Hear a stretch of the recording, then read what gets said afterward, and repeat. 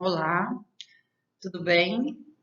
Bom, gostaria de me apresentar. Meu nome é Nayara, eu sou ginecologista e mastologista aqui em Três Lagoas.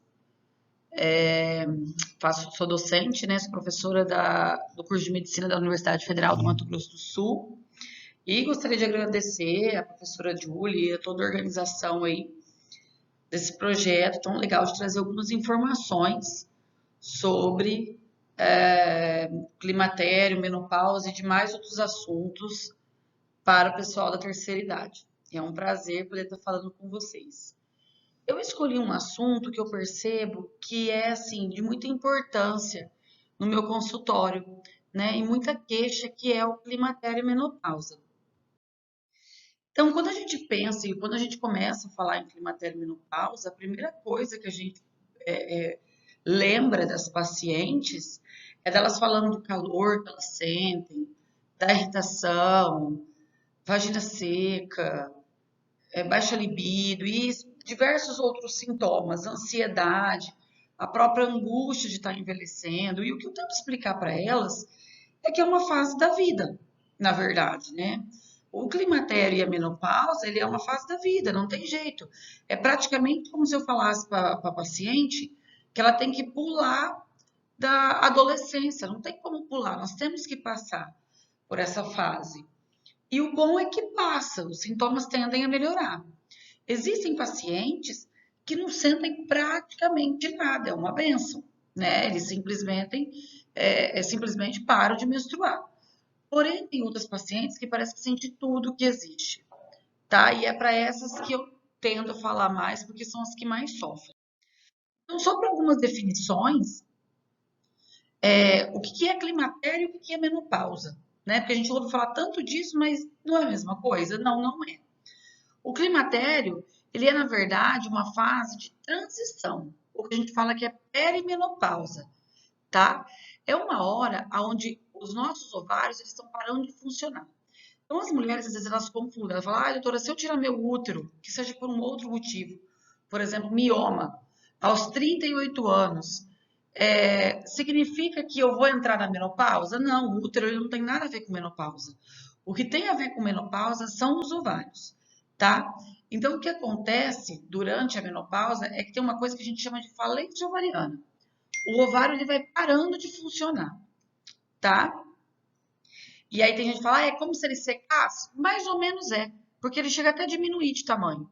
Ele não seca, ele não some, tá? Mas ele realmente ele vai diminuindo a função e o seu tamanho, tá bom?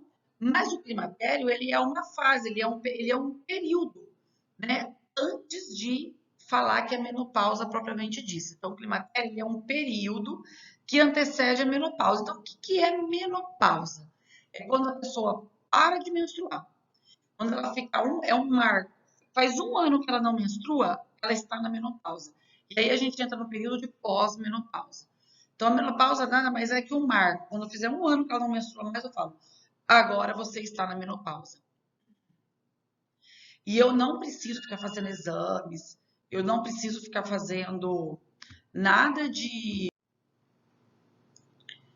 Não é necessário fazer exames, então, e nada para saber que você está na menopausa. Basta você ficar um ano sem menstruar. E em caso de dúvida, existe um hormônio, ele chama FSH, que é o hormônio folículo estimulante, que nos auxilia. Por exemplo, uma paciente que já tirou o útero, aí você não vai saber quando ela vai parar de menstruar. Então, esse hormônio ajuda, mas esse é o médico que tem que pedir, né? Geralmente, a idade média das mulheres que estão vivendo esse último período menstrual é por volta de 51 anos, 51 anos e meio, mas se tolera até 55 anos. E geralmente, a partir dos 40 anos, é normal que você entre na menopausa. Antes de 40 anos, nós consideramos menopausa precoce. Mas depois dos 40 anos, qualquer hora é hora, a gente fala. Dos 40 aos 55, geralmente é quando a gente entra nessa fase. Existem alguns fatores, né, que aceleram o envelhecimento ovariano, que faz você entrar na menopausa mais cedo.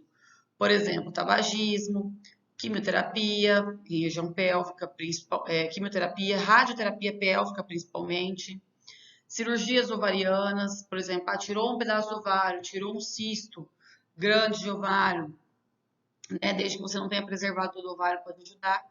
E esterectomia, tá? Então, falando em sintomas, né, que eu já antecipei um pouco. Os principais são aumento de calor, o paciente fala que ela tem fogachos, são ondas de calores que vêm em direção ao pescoço, assim. Irritação, o paciente fica mais irritada. Aumento de peso, até porque ela tem uma queda de metabolismo. Osteoporose, lapsos de memória, que começa a falar que está um pouco esquecida. Secura vaginal com o tempo. Ansiedade, muito mais ansiosa. Depressão, dores de cabeça, diminuição da libido, que é a diminuição da vontade de ter relação sexual. Se sente muito mais fadigada, cansada e insônia. Mas não é aquela insônia que ela sempre teve. É uma insônia mais relacionada até aos calores. Então ela fala assim, ai, eu vou acordar com esse calor que está que tá me incomodando à noite. Eu fico, cubro, descubro, ligo ar, desligo ar, e isso está me incomodando muito. E a ponto de estar me atrapalhando a, até a dormir, tá? Tem algumas coisas que nós temos que ficar atentos, tá? A mulher, ela parou de menstruar, faz um ano que ela não menstrua e ela está na menopausa, a partir daí ela não pode sangrar mais, tá? Se ela tiver qualquer tipo de sangramento, que seja durante a relação, que seja um sangramento menstrual mesmo, mas que foi depois da menopausa, ela tem que procurar o médico, tá? Ela vai ter que fazer ultrassom, dependendo do que for visto no ultrassom, muitas vezes ela tem que fazer esteroscopia, que é um exame onde a gente entra com uma câmerazinha dentro do útero, não tem corte, nada, praticamente um procedimento. E se for o caso, a gente tem que fazer biópsia dentro do endométrio. Porque pode ser só porque o endométrio, que é a camada de dentro do útero, que causa a menstruação, que descama, na verdade, pode ser que seja só porque ela está muito fininha. E tudo bem, é uma coisa que pode acontecer na menopausa. Mas pode ser, por exemplo, um câncer de endométrio, tá? Então a questão é, o que a gente precisa saber? Teve sangramento durante a menopausa, tem que procurar um médico, tá? Não é uma coisa que dá para protelar, que dá para enrolar. Outra coisa é assim, tem muitas mulheres que vêm no consultório e perguntam assim, ai, e aí? Eu tô na menopausa, então eu realmente não corro mais o risco de engravidar? Porque eu não sou laqueada, não vou querer, meu marido também não. Então quer dizer que eu não corro esse risco. Eu não vou engravidar. Ó, muitas mulheres, né, nesse período de transição da menopausa, nessa época de climatério, não necessariamente elas são inférteis, tá? Quando ela tiver realmente na menopausa propriamente dita, a chance dela engravidar é praticamente nula. Se tem alguns estudos que falam que se o FSH dela estiver acima de 40, ela não tem mais chance de engravidar. Mas a questão é que quando ela está entrando nessa fase, ela ainda pode ter algum grau de fertilidade. Então, se ela não quer ter filho de maneira nenhuma nessa fase, o que não é muito indicado mesmo, é melhor ela entrar em contato com o médico para poder ter essa certeza. Se ela realmente ela não é mais infértil. Uma coisa ela está no climatério, outra coisa ela ser infértil, tá? Tem relação? Tem, né? Mas nem sempre não é uma regra. Então não compensa arriscar, tá? Existem alguns fatores de risco para a mulher ter tantos calores, né? Porque a mulher ela reclama muito de calor nessa fase, muito dessas ondas de calor, não é um calor comum, mas ondas de calor. E, por exemplo, o que a gente sabe é que as mulheres afro-americanas elas têm mais chance de ter essas ondas de calores que a gente chama de fogacho do que as mulheres brancas e asiáticas. O paciente que fez oforectomia, que é a retirada do ovário, tem uma chance maior. Paciente que fuma, maior. Paciente que vive em lugares que, como nós aqui, que a temperatura ambiente é elevada, né, como Três Lagoas, maior chance também. E quem tem uma menopausa precoce, que é aquela antes dos 40 anos, tá? Como eu já disse,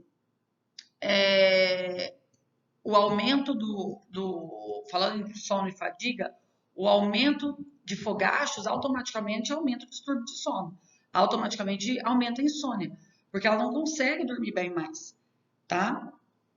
E para você diminuir a fadiga, tem algumas dicas que a gente dá. Então, por exemplo, um sono adequado todas as noites, exercícios regularmente para reduzir o estresse, evitar longas horas de trabalho e manter uma agenda pessoal. Se o estresse for, se você estiver estressado, tira férias, muda de emprego quando for possível, diminui a ingestão de bebidas alcoólicas, medicamentos e cigarro, ou nicotina, né, de outra maneira. Ter uma dieta saudável e balanceada, beber grande quantidade de água, usar roupas mais leves. Agora, o que eu percebo na prática é que a atividade física ajuda muito nessa questão dos fogagens. Aquela mulher que ela caminha todo dia, ela tem uma atividade física regular, ela tende a sentir menos, e mesmo que ela sinta, esses sintomas tendem a passar mais rápido, tá? Então, se você quer um benefício, caminhe, usa roupas leves. Lógico, não dá pra gente viver tirando férias, mas tentar reduzir um pouco o estresse e a caminhada ajuda nisso. Por que que eu falo tanto da caminhada? Pode ser qualquer atividade física. Falo da caminhada porque é uma atividade física de graça, né? E que você pode fazer o ar livre, por exemplo, nesse tempo de pandemia. Não dá para ir na lagoa no horário de pico, mas dá para você caminhar em outros lugares num horário menos de menor aglomeração, né? Tem horários que é vazio praticamente, tá? E você consegue manter essa atividade física. Existe uma alteração, né, de metabolismo ósseo quando a gente fala em osteoporose, e é um dos sintomas que nós temos que nos preocupar, tá? E existem alguns fatores de risco, né? O que que são fatores de risco? São algumas condições que aumentam a chance da paciente ter osteoporose, que é aquele enfraquecimento, né, dos ossos e uma maior chance de fratura. Então, por exemplo, pacientes maiores de 65 anos, tanto que vocês vão ver que um dos exames que a gente faz acima dos 65 anos é a densitometria óssea, tá? Pessoas, por exemplo, que tiveram menopausa precoce, tá? Que fumam, e eu sempre caio nesse bendito tabagismo, que consomem muitas bebidas alcoólicas, que tem um histórico de hipotiroidismo, tá? Que tem uma perda, um peso corporal abaixo de 57 quilos. Essas pessoas tendem a ter mais osteoporose, além desses outros sintomas todos que estão aí, tá? Então, como é que a gente faz o tal do rastreamento da osteoporose? Existe, por exemplo, o rastreamento de câncer de mama, que eu faço pela mamografia, a partir dos 40 anos. Existe, por exemplo, o rastreamento de câncer de colo de útero, que eu faço a partir dos 25 anos até os 64 anos, que é através do preventivo, do Papa Nicolau. E existe o rastreio da osteoporose, que é em todas as mulheres pós-menopausadas com 65 anos ou mais, com um ou mais fatores de risco para osteoporose, que são aqueles fatores que estavam no quadro, ou que já tem uma história de fratura. Ela já teve uma fratura espontânea, alguma coisa assim. Nesses casos, a gente tem que fazer densitometria óssea, tá? Uma outra queixa muito comum é a atrofia urogenital. A paciente fala que a vagina dela é como se ela começasse a fechar de novo, o que não é bom, porque ela começa a ter dor na relação, que é essa dispareunia que está escrito aí, e com o tempo ela vai sentir a vagina muito seca. Isso acaba com a vida do casal, tá? Em alguns casos muda até, começa a ter perda urinária, né? Então tem dor para urinar, urgência urinária, que é correr para ir no banheiro e não dá tempo de fazer xixi, por uma secura mesmo ali da mucosa da vagina. Então são situações que nós temos como prevenir e cuidar, né? Hoje em dia, então, existem hidratantes de vagina, muitas vezes não hormonal, que não precisa ser necessariamente hormonal, e que nós conseguimos diminuir um pouco esses sintomas e melhorar essa qualidade de vida da mulher. Já que a mulher, essa questão da secura vaginal e da atrofia, né, acaba atrapalhando muito a vida do casal, tá?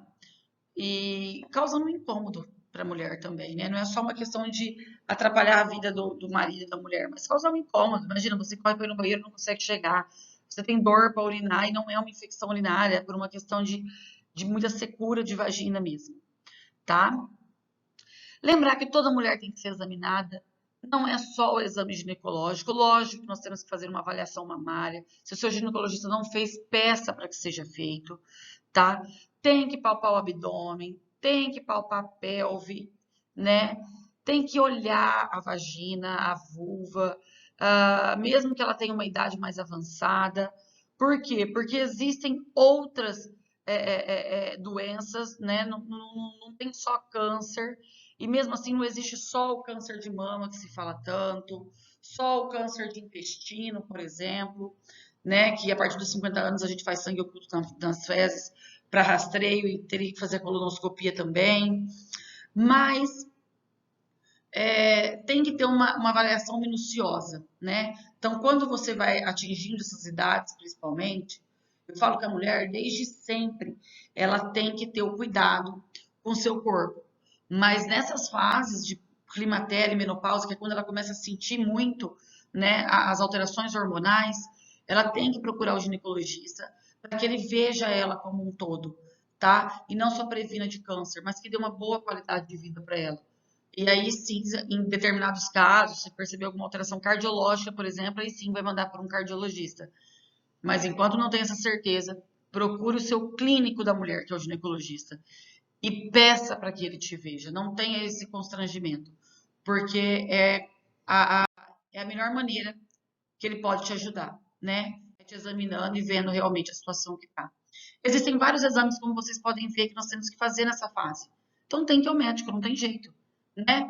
É rastreio para diabetes, glicemia de jejum, é esse lipidograma que nós temos que ver colesterol, nós temos que ver triglicerídeos, nós temos que fazer mamografia, tá? E eu queria dizer que a mamografia ela tem que ser anual, a partir dos 40 anos, tá? E, assim, tem sociedades que falam, é até os 70.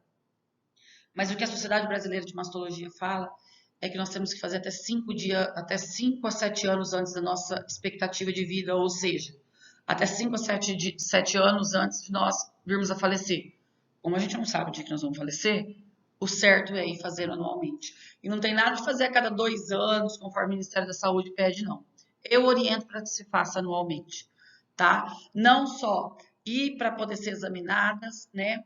Pela palpação, mas a mamografia propriamente dita, que algumas vezes nem é tão suficiente assim, né? E a gente tem que acabar complementando com o ultrassom, tá? Fazer o Papa Nicolau anualmente, pelo Ministério da Saúde eles falam até 64 anos, né? Ultrassom transvaginal não é uma rotina, mas em casos de sangramento nós temos que fazer, tá? E a densitometria óssea a partir dos 65 anos. Temos que ficar dosando hormônios LH, FSH, que é o hormônio da menopausa? Não precisa, tá? O diagnóstico da menopausa é um diagnóstico clínico, que é com os seus sintomas que eu vou fazer esse diagnóstico. Eu não preciso ficar dosando hormônio, né? As mulheres falam, elas chegam no consultório e falam, eu vim para dosar todos os meus hormônios. Mas eu não preciso dosar todos os seus hormônios, tá? Eu faço um rastreio de tireoide, alguma coisa assim, mas não preciso sair dosando 1000 hormônios para saber se você está na menopausa ou não. Existe uma série de tratamentos, tá? Então, por exemplo, afogacho, existem fitoterápicos, mas o que realmente funciona é a reposição hormonal, porém não são todos os pacientes que podem fazer. Então, por exemplo, se a paciente já teve câncer de mama, se ela já teve trombose, se ela tem alguma lesão suspeita na mama que ela está em acompanhamento, nesses casos ela não pode fazer terapia de reposição hormonal, e aqui eu estou passando para vocês vários tipos. Nós temos transderm, que é só um gelzinho que passa, tem o comprimido, tá? Nós temos só hidratante de vagina sem hormônio, mas tem os à base de hormônio, que nós sabemos que não tem uma absorção não tem uma absorção que vá para o sangue e pode atrapalhar, tá? Mas nós temos outras medicações que podem ajudar essa paciente. Então, por exemplo, eu posso dar um ansiolítico, alguma medicação que é, por exemplo, para ansiedade, e ela ajuda nesses calores, ela ajuda naquela irritação que a mulher tá, que não é só calor que a mulher sente, né? Geralmente ela vem para nós com essa queixa, mas esse não é o único sintoma dela, tá? Então ela tem que ser vista como um todo. Para isso vocês têm que acabar indo ao médico para escolher a melhor opção para vocês de tratamento, né? Nós não temos uma opção de tratamento, nós temos várias, mas cada caso é um caso, tá? E nós realmente tratamos individualmente. Talvez o remédio da sua amiga não é o melhor para você, tá? Não é o mais indicado. Existem acupunturas, fitoterápicos, como eu já disse, yoga, mas essas coisas não têm um consenso científico, né? Mudança de ambiente, estilo de vida, então, por exemplo, passar de fazer atividade física. O que eu sei é que isso não tem, assim, não tem consenso científico, mas o que a gente vê é que existe algumas melhoras, sim, até com a acupuntura, muitas vezes, tá? É muito difícil eu prescrever essas coisas, mas, por exemplo, atividade física, eu falo para todas praticamente, porque eu sei que dá resultado. Em caso de você fazer densitometria óssea, por exemplo, e ver que está alterado, não tem jeito, aí vai ter que tratar, tá? Em caso de eu ver que você está realmente com dispareunia, que é uma dor na relação, ou você está com uma atrofia vaginal importante, não tem jeito, tem que tratar. Nós vamos ter que usar um hormônio na vagina, local. Não necessariamente você tomar para ir lá e agredir a sua mama, mas algo mais local, tá? E aí nós temos inúmeras opções, certo? De hormônios. Libido baixa, a mesma coisa. Hoje em dia, existe uma medicação que ela é um fitoterápico, uma Tribulus terrestris, e ele ajuda muito nessa questão da libido, tá? Eu tenho testado com muitos pacientes, eu já vi alguns estudos, e o que a gente sabe é que é uma das únicas coisas que tem para melhorar, já que nós não temos um Viagra feminino, né? Até está em estudo, mas ainda não foi liberado. Mas é o que nós temos hoje de mais palpável e que ajuda um pouco na questão da libido, tá? Aquela paciente que desenvolve depressão, ou muitas vezes ela pensa que ela está com depressão e na verdade não é, né? Nós temos algumas medicações para iniciar. Lógico que se você tiver uma depressão profunda, eu ver que é um caso de depressão mesmo, eu vou ter que te encaminhar para o psiquiatra. Mas muitas vezes, uma simples conversa, com uma medicaçãozinha, só com um ansiolítico, uma coisa mais leve, eu já consigo melhorar muito os seus sintomas, tá? A grande questão da terapia de reposição hormonal é assim, ela melhora, é o que realmente melhora os sintomas da climatéria e da menopausa. Porém, tem casos onde a gente não pode usar. Como? Quem teve câncer de mama, endométrio, quem teve tromboembolismo, quem tem sangramento vaginal que a gente não sabe o porquê, quem tem alguma doença hepática grave, né, de fígado, porfiria, e existem algumas outras contraindicações que são mais relativas, que aí a gente tem que ver que caso usar ou não, paciente diabético, com mioma, hipertensa, com lúpus, melanoma, depende. Tem casos que a gente usa, tem casos que a gente não usa. A grande questão é que nós temos que, como eu já disse, individualizar essa paciente. E o que eu posso dizer para vocês é que é realmente uma fase difícil. Tem mulheres que realmente sentem muito. Eu já vi casamentos acabarem, mas também já vi casais que entendem que estão passando por essa fase, procuram a devida ajuda, o especialista, tá? Esse especialista consegue pelo menos minimizar esses sintomas, porque não é sempre, assim como vocês não querem sentir, nós também queremos dar uma medicação que seja altamente eficaz, mas não é sempre que eu posso fazer uma reposição hormonal, né?